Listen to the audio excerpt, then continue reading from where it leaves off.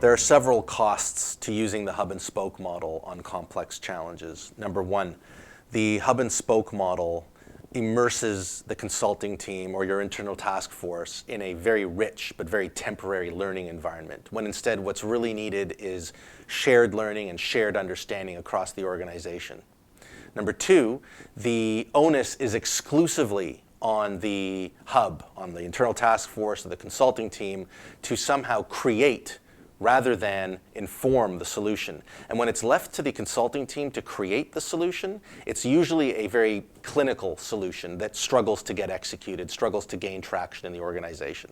Number three, the hub and spoke model is very slow. The consulting team moves interview by interview, document by document, takes weeks, if not months, to submit some preliminary recommendations. And number four, with the hub and spoke model, change management is basically an afterthought.